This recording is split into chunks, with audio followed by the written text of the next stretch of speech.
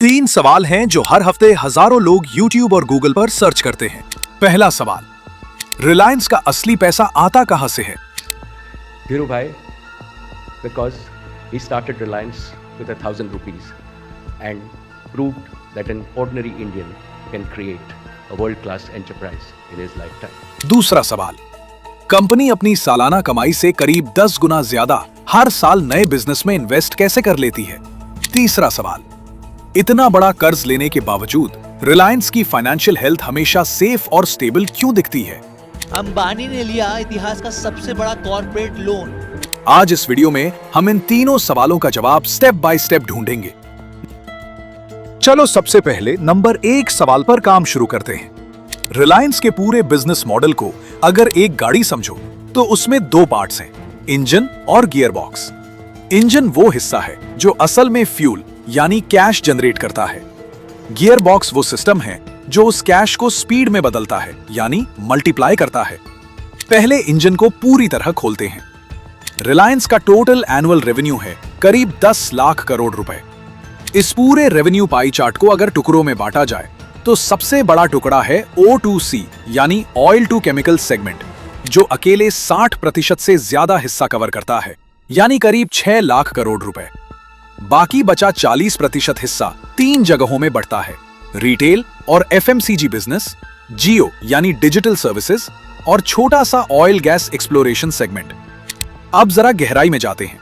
Jamnagar refinery हर दिन करीब 14 lakh barrel crude oil process करती है। यह सिर्फ एक फैसिलिटी है, फिर भी दुनिया की सबसे बड़ी सिंगल लोकेशन रिफाइनरी मानी जाती है।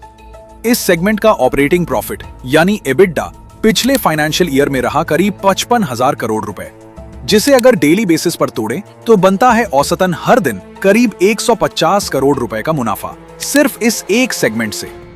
तो सवाल नंबर 1 का सबसे बड़ा जवाब यही मिल गया। असली पैसा न जियो से आता है न रिटेल से। ओरिजिनल सोर्स है तेल और पेट्रोकेमिकल बिजनेस। बाकी हर बिजनेस इसी इंजन की मदद से खड़ा हुआ। पर सिर्फ रेवेन्यू का नंबर जानना काफी नहीं है। असली खेल शुरू होता है जब ये कैश आगे मूव करता है। इससे पहले कि हम आगे बढ़ें, ये समझना जरूरी है कि जामनगर बाकी रिफाइनरी से अलग क्यों है, क्योंकि यही डिफरेंस पूरे मुनाफे की जड़ है। इंडस्ट्री में एक टर्म होता है कॉम्प्लेक्सिटी इंडेक्स यानी CI। ये मेजर करता है कि कोई रिफाइनरी कितनी क्वालिटी वैरायटी वाले क्रूड ऑयल को प्रोसेस कर सकती है। ज्यादातर बड़ी ग्लोबल रिफाइनरी का CI होता है करीब 11। अमेरिका की एक टॉप एडवांस रिफाइनरी का CI है 14.3। जामनगर का CI है 21.1, दुनिया में सबसे ज्यादा। इसका प्रैक्टिकल मतलब समझो। जामनगर 170 से ज्यादा अलग अलग तरह के क्रूड ऑयल को प्रोसेस कर सकती है, यहां तक कि वो सस्ता, इंपॉर्टेंट, कम क्वालिटी वाला क्रूड ऑयल भी जिसे बाकी रिफाइनरी छूती तक नहीं। और जहां आम रिफाइनरी में प्रोसेसिंग के बाद 5% तक वेस्ट यानी बर्बादी बचती है, जामनगर में ये सिर्फ 0.2% है। इसका सीधा फाइनेंशियल असर देखो। सस्ता क्रूड खरीदो, कम कॉस्ट में प्रोसेस करो, प्रीमियम क्वालिटी प्रोडक्ट बेचो। इस डिफरेंस को कहते हैं ग्रॉस रिफाइनिंग मार्जिन यानी GRM, यानी हर बैरल पर बचने वाला एक्स्ट्रा मुनाफा।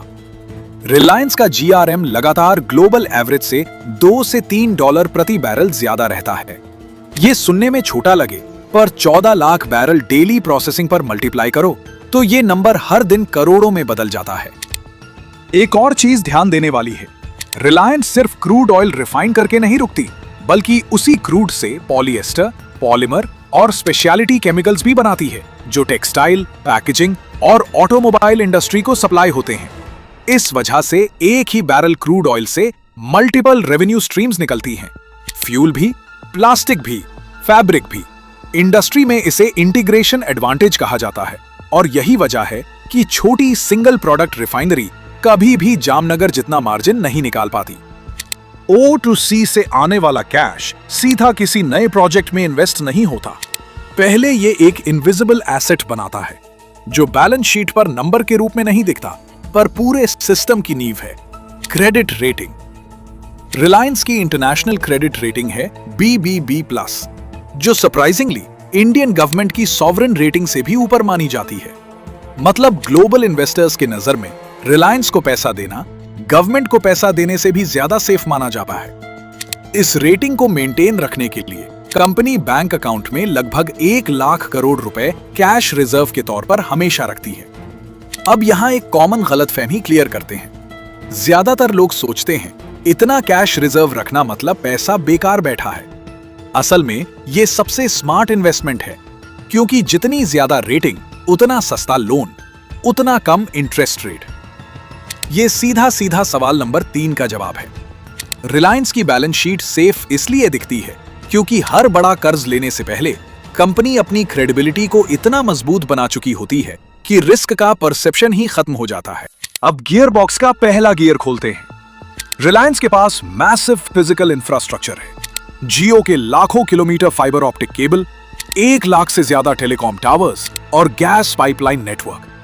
नॉर्मली अगर ये सब बैलेंस शीट पर सीधा रहते तो हर साल मैसिव डेप्रिसिएशन दिखता, भारी डेट लोड दिखता और इन्वेस्टर्स को कंपनी अगली सी लगती। इसका सॉल्यूशन था इनविट, यानी इंफ्रास्ट्रक्चर इन्वेस्टमेंट ट्रस्ट। इसे ऐसे समझो, कंपनी ने अपने फिजिकल एसेट्स को अलग अलग ट्रस्ट में ट्रांसफर किया और फिर उन ट्रस्ट्स के यूनिट्स ग्लोबल इन्वेस्टर्स को बेच दिए, जैसे Abu Dhabi investment authority, Saudi wealth funds और ब्रुकफील्ड।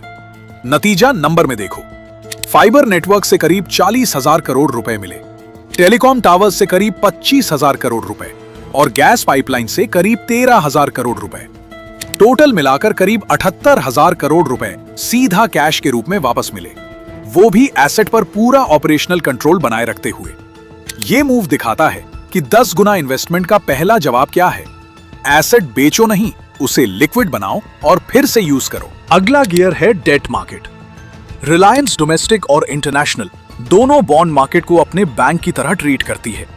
साल 2024 में सिर्फ एक ट्रांच में 20,000 करोड़ रुपए का एनसीडी यानी नॉन कन्वर्टेबल डिबेंचर इशू किया गया, किसी भी नॉन फाइनेंशियल इंडियन कंपनी का अब तक का सबसे बड़ा सिंगल बॉन्ड इशू, और वो भी सबसे कम इंटरेस्ट रेट पर, सिर्फ स्टेप 3 वाली स्ट्रॉन्ग क्रेडिट रेटिंग की वजह से। इंटरनेशनल साइट पर भी यही पैटर्न दशकों से चला आ रहा है। दिसंबर 2024 में रिलायंस ने $3 बिलियन का ग्लोबल बॉन्ड लॉन्च किया रीफाइनेंसिंग के मकसद से। यह दिखाता है कि कंपनी सिर्फ इंडियन बैंकों पर डिपेंडेंट नहीं, बल्कि पूरे ग्लोबल कैपिटल मार्केट को अपना फंडिंग सोर्स बना चुकी है। अब सबसे इंपॉर्टेंट नंबर देखो, इतना सारा कर्ज उठाने के बावजूद रिलायंस का नेट डेट पिछले 3 साल से लगातार लगभग 1 लाख करोड़ रुपए पर स्टेबल बना हुआ है और डेट टू एबिडा रेशियो सिर्फ 0.57 है। इसका मतलब क्या है? आसान भाषा में समझो, कंपनी जितना सालाना ऑपरेटिंग प्रॉफिट कमाती है उसका आधे से भी कम है टोटल कर्ज। यह किसी भी बड़ी ग्लोबल कंपनी के लिए एक्सट्रीमली सेफ जोन माना जाता है। यही नंबर सवाल नंबर 3 का सबसे मजबूत और फाइनल जवाब है। यहां तक हमने क्या समझा, जरा रुककर देख लेते हैं। सवाल नंबर 1 का जवाब क्लियर हो चुका है। 60% से ज्यादा पैसा O2C यानी ऑयल पेट्रोकेमिकल बिजनेस से आता है। सवाल नंबर 3 का भी जवाब क्लियर हो गया है। क्रेडिट रेटिंग और सिर्फ 0.57 का debt to EBITDA ratio balance sheet को सेफ रखता है। पर सवाल नंबर 2 अभी बाकी है। 10 गुना इन्वेस्टमेंट कैसे मुमकिन होता है? इसका पूरा जवाब अब खुलने वाला है और यही इस पूरी स्टोरी का सबसे स्मार्ट हिस्सा है। यहां सबसे क्लेवर स्टेप शुरू होता है। रिलायंस एक फिक्स्ड पैटर्न फॉलो करती है। पहले किसी बिजनेस को मैसिवली स्केल करो, फिर उस पर चढ़े कर्ज को इक्विटी इन्वेस्टमेंट से रिप्लेस कर दो। जियो का एग्जांपल लो। रिलायंस ने जियो में करीब 4 लाख करोड़ रुपए इन्वेस्ट किए और इस पूरे इन्वेस्टमेंट के दौरान जियो पर चढ़ गया करीब 1 लाख करोड़ रुपए का कर्ज। कोई भी ग्लोबल इन्वेस्टर एक डेट लोडेड कंपनी में पैसा लगाने से हिचकिचाता है, तो कंपनी ने क्या किया? जियो का पूरा कर्ज उठाकर पेरेंट कंपनी रिलायंस इंडस्ट्रीज की बैलेंस शीट पर ट्रांसफर कर दिया गया।